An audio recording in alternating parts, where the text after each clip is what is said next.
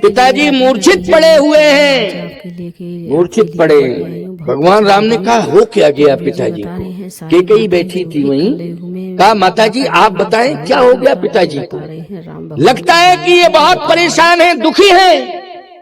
कैकेयी ने कहा थोड़े हु बात पितहि दुख भारी। राम जी ने कहा होत प्रतीत न मोय महतारी।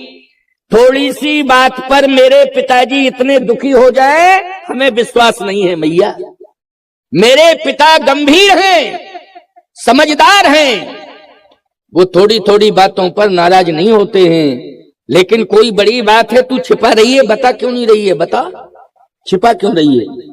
कैकेयी ने कहा तो बता दूं, हाँ, लेकिन बताने के बाद यदि हमारी बात का असर पड़े तो बताऊं, नहीं क्या फायदा।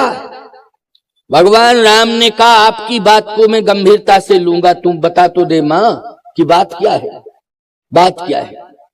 कैकेयी ने कहा कि बात यह है कि मैंने तुम्हारे पिताश्री से एक बात कही है कि राम को मैंने सुना है कि राजा बना रहे हो। तो चक्रवर्ती जी ने कहा, महाराज ने कहा मैं राम को राजा बना रहा हूं।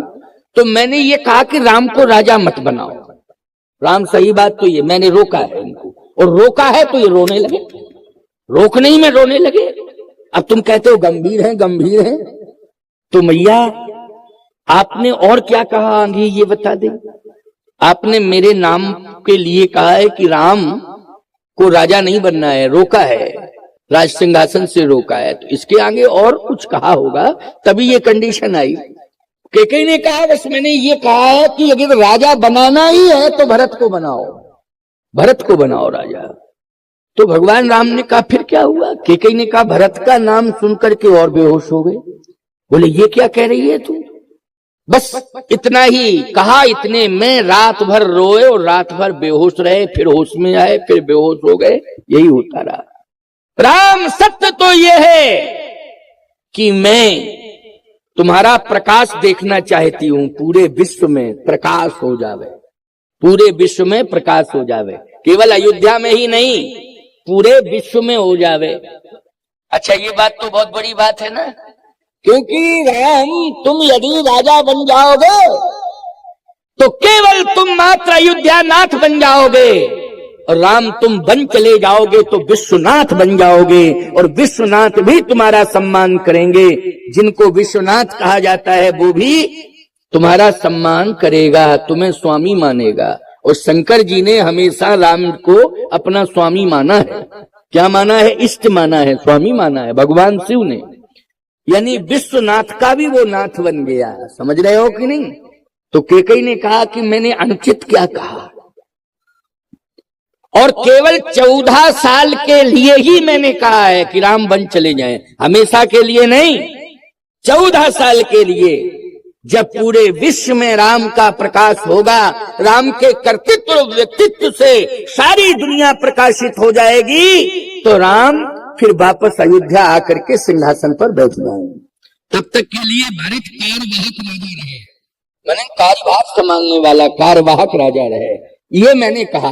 तो मैंने क्या अनुचित कहा, क्या गलत कहा रहा? और एक बात बता दूं, राम जिसकी गोद में तुमने जन्म लिया है उस कौशल्या मां से पूछना कि क्या कह रहे थे महाराज। मैं भी सुन रही थी वहां, और बहन सुमित्रा भी थी, और बड़ी बहन कौशल्या, हम तीनों बहनें थी। तब महाराज कह रहे थे राम कान तो है तुम्हारे, थे तुम्हारे पास, लेकिन समझदारी नहीं थी कि ये क्या है, अर्थ है इसका, इसका क्या अर्थ है। लेकिन अर्थ तो मैंने लगा लिया था, तुम अर्थ नहीं समझते थे, बच्चे थे छोटे से, सुन जरूर रहे थे। वहीं पर भरत भी बैठा था, वहीं पर शत्रुघ्न भी था, वहीं लक्ष्मण था, चारों महाराज दशरथ की गोद में थे, और तीनों महारानियां बैठी थी। तुलसीदास जी ने लिखा अवधेश के बालक चार सदा, तुलसी मन मंदिर में बहिरे।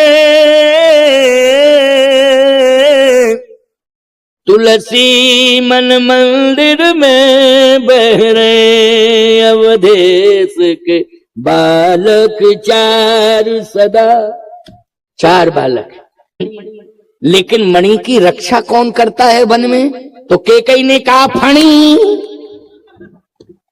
क्यों भाई? मणि वन में रहती है, लेकिन वन में रहते हुए भी याद होता है।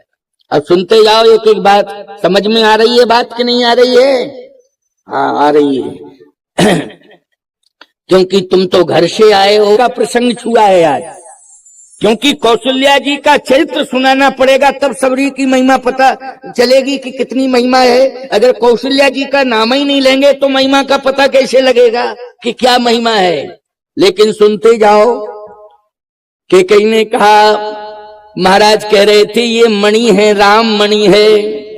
लेकिन जब भरत को देखा तो भाषा बदल गई थी। क्या भाषा बदली थी? मैया क्या है? भरत कुल का दीपक है। तो भरत कुल का दीपक है राम, तुम कुल की मणि हो। तो मणि वन में रहती है और दीपक भवन में रहता है। अच्छा, दीपक कहां रहता है बोलो? भवन में रहता है। सूर्य अस्त हो जाता है तब माताएं दीपक जलाती हैं कि नहीं जलाती हैं? कब जलाती हैं? जब सूर्य अस्त हो जाता है, अंधेरा होता है, तो अपने अपने घरों में दरवाजे पर क्या जला के रखती हो? दीपक। कि जंगल में रखाती हो दीपक को? हैं? वहां जंगल में कुठार में रख दो तो कौन दीपक का महत्व है बोलो? एक ही हवा का झकोरा आएगा और बुझा बुझू के नक्की कर देगा। बोलो भाई, कहीं बर्दाश्त ही नहीं कर सकता है दीपक। भवन में रहे, उसको संभालना पड़ता है। हैं? दीपक को बाती भी संभालो, उसमें ध्यान रखना है घी तेल का, बाती का भी ध्यान रखना है, तब दीपक प्रकाश देता है ना।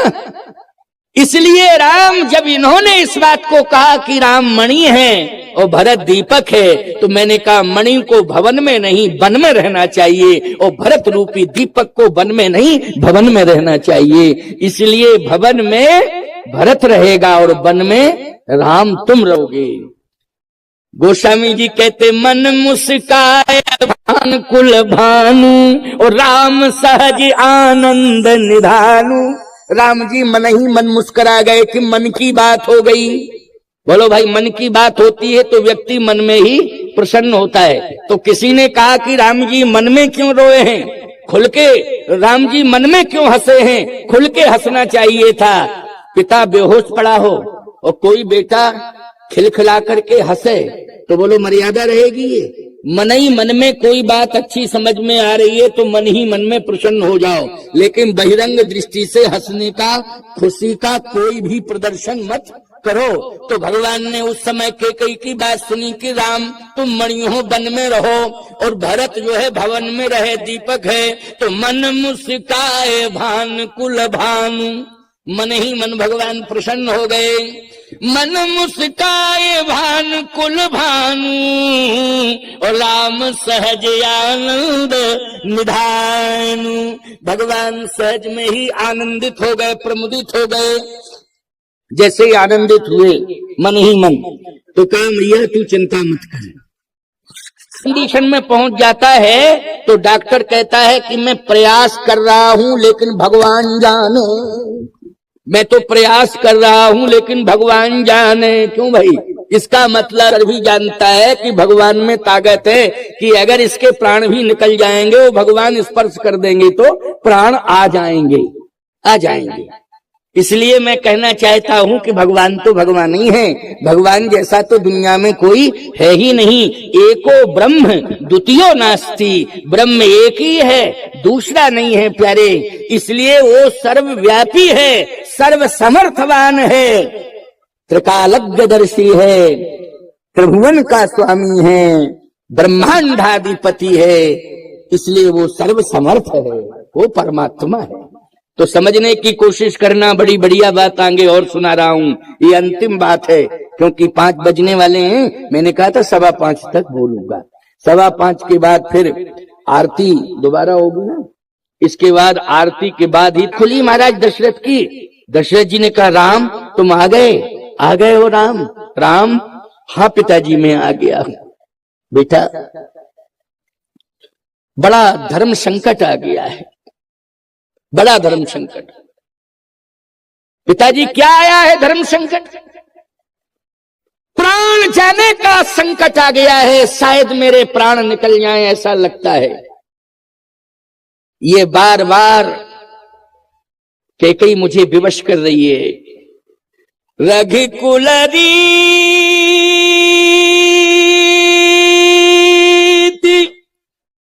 सदा चली आई, प्राण जाहि बर वचन न जाई। मैंने वचन दे दिया है इसलिए भले ही मेरे प्राण निकल जाएं, लेकिन राम मेरा वचन खाली नहीं जा सकता है। मैं धर्म संकट में फंस गया हूं। अब मैं तो भले ही कहूं, लेकिन तुम मेरी बात आज नहीं मानना।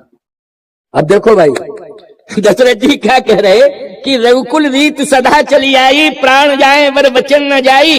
मैं तो कहूंगा कहूंगा कहूंगा, क्योंकि वचन दिया है, इसलिए वचन को वापस नहीं ले सकता हूं। लेकिन तुम आज मेरी बात नहीं मानना। राम जी बोले क्या कह रहे हो पिताजी? हाँ हाँ बेटा मैं ठीक कह रहा हूं। तुम प्रेरक सबके हृदय, हे भगवान शंकर ऐसी मति आप मेरा सपोर्ट करो, ऐसी मति राम की कर दो।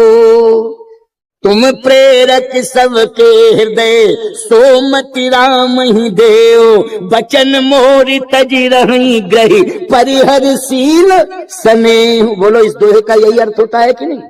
हे भगवान शंकर मेरी मदद करो, आज मेरा बेटा राम मेरी बात ना माने, मेरी आज्ञा का पालन ना करे, उल्लंघन कर दे, हमें बड़ी प्रसन्नता होगी। आज की तारीख में ना माने। देखो भैया ये त्रेता की कथा सुना रहा हूं मैं। आज कलयुग का बाप क्या कहता है? दुर्गा जी के मंदिर में, शंकर जी के मंदिर में, हे भगवान शंकर जिंदगी में मेरा बेटा एक ही बार मेरी बात मान ले, बस आज ही भर मान ले, बस आज। और दशरथ जी कह रहे मेरा बेटा आज मेरी बात ना माने। ओई जग सुजस नसाऊ, और नरक परोवर सुरपुर जाऊं, सब दुख दुसे सहावों ही, लोचन ओट राम जन होई। राम मेरी आंखों से ओझल न हो, बस मैं यही चाहता हूं, मेरी इच्छा है ये। भगवान राम ने कहा पिताजी मिथन में राम मैं कर रहा हूं। आजू तो आप पूरी जनता से कह देना, अयोध्या की जनता से, कि कैकेयी के कहने से मैं भरत को राजा नहीं बना रहा हूं, बल्कि राम के कहने से मैं भरत को राजा बना रहा हूं। आप कलंक से बच जाएंगे। देखो कितनी बड़ी बात, भरत प्राण प्रिय पावहि राजू। ये भगवान राम की वाणी है कि मेरी इच्छा है कि भरत राजा बन जाए और मेरा समर्थन है। तो आप पहला हस्ताक्षर मेरा ले लीजिए और आप यही चर्चा करिए कि मैं राम के कहने से विचार बदल रहा हूं, राम को राजा बना रहा था, लेकिन राम ने स्वयं मुझे मजबूर कर दिया है कि नहीं आप भरत को राजा बनाए। तो बोलो कलंक से दशरथ जी बच जाएंगे कि नहीं बच जाएंगे? और कैकेयी के ऊपर भी कोई दोषारोपण नहीं होगा, और सारा दोष भगवान अपने ऊपर ले रहे हैं। और अयोध्या की जनता भी यही कहती, जब रामन जी नहीं चाहते तो दशरथ जी क्या करें? जब बेटा ही नहीं चाह रहा है तो क्या करे? बाप देना चाहता है लेकिन बेटा मना कर रहा है। मेरी बात मान लो, 14 साल के लिए भरत को राजा बना दो, 14 साल बाद मैं आ जाऊंगा और राज्य को संभालूंगा। दशरथ जी ने कहा राम तुमने भी कैकेयी के मन की बात कह दी। कैकेयी का यही मन है। भगवान राम ने कहा कि सही बताऊंगा आपको, इसमें कैकेयी के मन की बात नहीं, आपके विरोध की बात नहीं, इसमें तो मेरे मन की प्रसन्नता की बात है। क्यों प्रसन्नता की बात क्या है? भगवान ने फिर एक दोहा तुलसीदास जी ने लिखा है, स्पष्ट कहा है, मुनिगण मिलन विशेष बन सबई भांत हित मोर। ये भगवान कह रहे हैं, ये दोहा बहुत महत्वपूर्ण है, याद रखना। भगवान कहते हैं, सुन लो पिताजी और सभी सुन लेवे, मुनिगण मिलन विशेष बन और सबई भांत हित मोर, उतहि पर पितु आयुष बहुर सम्मत जननी तोर। आप दोनों की आज्ञा का पालन हो जाएगा और मुनि महात्माओं से मिलने का समय मिल जाएगा और मुनि महात्माओं का दर्शन करके मेरा हृदय भी प्रसन्न हो जाएगा। इसलिए बन जाना मेरा बहुत ही ज्यादा आवश्यक है। बन जाना तो कैकेयी ने कहा कि सारी दुनिया तो कहेगी राम कि कैकेयी के कारण बन गए, और दशरथ जी बोले मुझे भी इसके साथ अपयश देगी कि पता नहीं महाराज को क्या हो गया था कि पत्नी की बात मान के राम को वन भेज दिया और कह दिया राम बन जाएं। तो राम जी ने कहा कि पिताजी आप एक ही बात कहना, माताजी आपसे कोई अगर जिद करे पीछे पड़ जाए, माता पिता से कह रहा हूं तो एक ही बात कहना, यदि लोग कहें कि आपने राम से कहा कि राम बन जाए बन जाए बन जाए, तो आप कह देना हाँ हमने कहा राम बन जाए बन जाए बन जाए। कौन माँ बाप चाहते हैं कि बेटा बिगड़ जाए बिगड़ जाए बिगड़ जाए? हर माँ बाप चाहता बन जाए बन जाए बन जाए। क्यों भाई? हर माँ बाप चाहते हैं कि बेटा हमारा बन जाए बन जाए बन जाए। कौन ऐसे माँ बाप होंगे जो कहें बिगड़ जाए बिगड़ जाए बिगड़ जाए? इसलिए राम बन जाएगा तो राम बन जाएगा। विराजते जो सबकी आत्माओं में रमण कर रहा है वो राम यदि बनेगा तो बन जाने से ही बनेगा। इसलिए सबकी आत्माओं में राम बैठे हुए हैं, इसलिए उसका एक नाम है आत्मा रामो विराजते। आत्मा राम तो आत्मा राम तभी बन पाए जब अयोध्या छोड़ करके गिरवासी बनवासी फलासी उदासियों के बीच में पहुंचे और राम के व्यवहार को देख करके सबने राम को अपने आत्मा में बसा लिया, इसलिए वो आत्मा राम हो गए। बोलिए आत्मा राम भगवान की। आत्मा राम हो गए। बोलो हो गए आत्मा राम की नहीं? इसलिए मैया मुझे जाने दे, पिताजी मुझे जाने दो। प्रणाम किया भगवान ने, चल दिए। कौशल्या अम्बा के पास पहुंचे। अब ये अंतिम भाव है। कौशल्या अम्बा के पास जैसे पहुंचे तो टाइम क्या था? ब्रह्म मुहूर्त का। अच्छा, ब्रह्म मुहूर्त में पूरी अयोध्या जग जाती है। अच्छा, कौशल्या मैया सोच रही कि आज देर क्यों कर रहा है राम? बहुत प्रणाम करने आता था, लेकिन आज देर कर रहा है, पता नहीं, चलो कोई बात नहीं। अच्छा, मैया इंतजार में बैठी है कि वो आवे प्रणाम करे तब मैं अपनी क्रियाओं को करूं। देखो ऐसे भी चरित्र हैं कि जहां माँ बाप अपने बेटे का इंतजार कर रहे हैं कि बेटा प्रणाम करके जावे तब हम और क्रियाओं को संपन्न करें। हैं? क्यों भाई? वो आजकल की कंडीशन ये है कि बेटे इंतजार करते हैं कि माँ बाप स्नान ध्यान करके आके हमें जगावे तब जगे। जब वो आके जगावे तब हम जगे, नहीं तो मस्ती में सोवे। उल्टा जमाना हो गया। इस कलयुग ने उलट पलट कर दिया है सब। बोलो, सिस्टम को क्या कर दिया है? उलट पलट कर दिया है। सिस्टम ही बदल दिया। इस कलयुग ने बदला है। ये कली का प्रभाव है। किसका प्रभाव है? कली का प्रभाव है। इसलिए ऐसी बयार चल रही है कलयुग में, धीरे धीरे दूर हो रही है। आंधी आवे तो बोलो बचने की कोशिश करना चाहिए कि नहीं? कि सीना तान के खड़ा हो जाना चाहिए। और आज कलयुग में सीना तान के हर आदमी खड़ा है आंधी के सामने। वो आंधी प्रभावित कर रही है। वो आंधी आवे तो थोड़ा किनारा कर लेना चाहिए तो बच जाओगे। ऐसे ही हम महात्मा लोग, आंधी तो चल रही है लेकिन किनारा कर लेते हैं तो बच जाते हैं, और तुम लोग चैलेंज देते हो तो फंस जाते हो। बस बात यही है, इससे किनारा दो धीरे धीरे। किनारा कब होगा?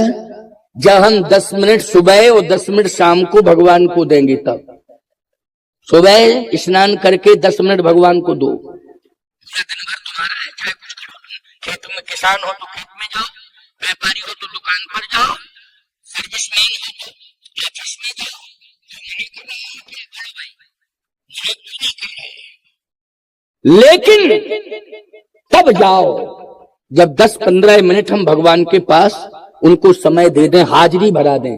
पहले हम भगवान के यहाँ हाजिरी भरावें, अपनी माथा टेकें, 2-4 पुष्प चढ़ावें, तुलसी समर्पित करें, पुष्प समर्पित करें। इसलिए घर में तुलसी और फूल होना बहुत आवश्यक है। छत्तीसगढ़ की परंपरा थी कि हर घर में तुलसी और हर घर में फूल होते थे। आज भी है, ऐसी बात नहीं है, तुलसी और फूल जरूर मिल जाते हैं, निश्चित मिलते हैं। लेकिन अब प्रभावित होता जा रहा है, सभी प्रभावित होते जा रहे हैं। तुलसी और फूल हैं, अरे लगे हैं, लेकिन भगवान को अर्पित ना हो तब तक किस काम के वो तुलसी फूल? बोलो भाई, भगवान को अर्पित नहीं हो तो लगे हैं, बोले महाराज देखो ये तुलसी, देखो ये फूल।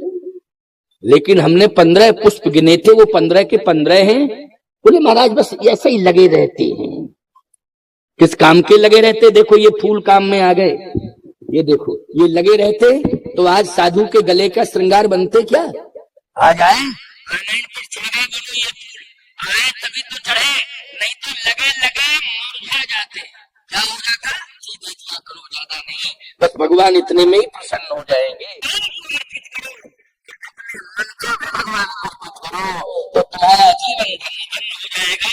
ज्यादा से ज्यादा 10-15 मिनट दे दिया करो, ज्यादा नहीं, बस भगवान इतने में ही प्रसन्न हो जाएंगे।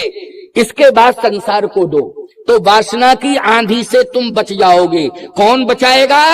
बोले भगवान बचाएंगे। कहे आंधी आई, बोले पेड़ गिर गए, पड़ोसी का मकान भी गिर गया, बोले हमारा बच गया। तो किसने बचाया? बोलो भगवान ने बचाया। पूरी लंका में आग लग गई लेकिन विभीषण का घर बच गया। बोलो किसने बचाया? जल्दी बोलो। भगवान ने बचाया। बोलो बचाया। पूरी लंका जल गई, खाक हो गई, लेकिन एक विभीषण का घर बच गया। पूरी आग की आंधी में लंका जल के खाक हो गई, लेकिन एक विभीषण का घर बच गया। भगवान की कृपा से बचा है। इसलिए वासना की आंधी चल रही है, सारे लोग प्रभावित हो रहे हैं, लेकिन तुम सुबह शाम भगवान के दरबार में हाजिरी दोगे तो तुम बच जाओगे, बच जाओगे, बच जाओगे। भगवान के धाम के भी अधिकारी बन जाओगे। इसलिए मैंने ये बात कही। तो मैया ने इंतजार में बैठी थी कि राम आया नहीं प्रणाम करने के लिए, रोज आता है। इतने में राम जी आ गए, क्योंकि गोप भवन में थोड़ा समय लग गया। इतने में राम जी आ गए और जैसे ही प्रभु श्री राम आए तो प्रणाम किया। जैसे प्रणाम किया तो मैया एक ही बात बोली, सिर पर हाथ रख के, तात जाऊ बल बेग नहाऊ और जो मन भाए मधुर कछु खाऊ। बेटा जल्दी स्नान करो, जो मन में तेरे इच्छा हो, मधुर मधुर फल अथवा गाय, श्यामा गाय का दूध, मीठा होता है गाय का दूध, याद रखना, उसमें शक्कर गुड़ की जरूरत नहीं पड़ती है। गाय का दूध, देसी गाय, वेद लक्षणा हो, मधुरता होती है उसमें, स्वर्ण का वास होता है उसमें, स्वर्ण समाहित होता है उसमें, अमृतत्व होता है उसमें, सारे के सारे औषधीय तत्व होते हैं गाय के दूध में, बशर्ते वेद लक्षणा गाय होनी चाहिए। तो जाओ राम, श्यामा गाय का दूध रखा है वो पी लेना, या कोई मधुर फल खा लेना। राम जी बोले मैया भूख नहीं लगी है। अच्छा मैया ने ऐसा क्यों कहा? रोज तो कहती थी आशीर्वाद है बेटा, आज कहती स्नान करने के बाद। मैया को पता था कि आज अभिषेक होना है, राज्याभिषेक होना है, तो राज्याभिषेक में लगभग 14 घंटे 15 घंटे लगते हैं। अब मेरा बेटा 15 घंटे एक आसन पर बैठेगा, अभिषेक की विधि पूरी होगी तो मेरा बेटा भूखा रह जाएगा। इसलिए कोई भी धार्मिक अनुष्ठान कर रहे हो, आप किसी अनुष्ठान में बैठने जा रहे हो और ज्यादा लंबे समय का है तो आप फल ले सकते हो, आप दूध ले सकते हो। समझ गए हो कि नहीं? क्या फल लेके बैठ जाओ अथवा दूध लेके बैठ जाओ, ये हमारे यहाँ परंपरा है। तो कौशल्या अम्मा ने भी कहा कि चाहे तो दूध पी के राम अभिषेक की परंपरा से जुड़े या फिर फल ग्रहण करके। भगवान राम ने कहा मैया भूख नहीं लगी है तो बेटा तेरा अभिषेक होगा, अयोध्या का तू राजा बनेगा। राम जी ने कहा मैया मैं झूठ नहीं बोलता हूँ, अयोध्या का राजा नहीं बनूंगा, बल्कि अब मैं वन का राजा बन गया। वन का राजा बन गया। वन का राजा किसने बनाया है? ते पिता दीन मोहि कानन राजू ओ जय सब भांति मोर बड़ काजू। पिताजी ने मुझे जंगल का राजा बना दिया। कौशल्या अम्मा ने कहा कि राम जंगल का राजा पिता ने बनाया है, लेकिन माता ने तो नहीं बनाया है। इसलिए जो केवल पितु उतार जाहु जान बड़े माता। अब भगवान राम ने कहा कि कह दूं, कह देने में कोई संकोच नहीं। कहा पिताजी के साथ माताजी ने भी मुझे बनकर राजा बनाया है।